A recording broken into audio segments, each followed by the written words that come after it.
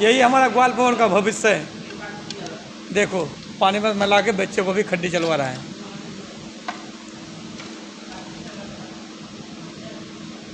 लिखने पढ़ने की उम्र है इस बच्चे का, खेलने कूदने की उम्र है।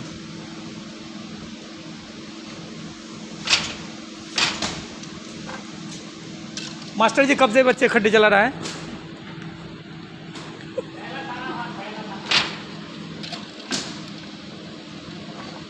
मास्टर जी कुछ जवाब नहीं दिया।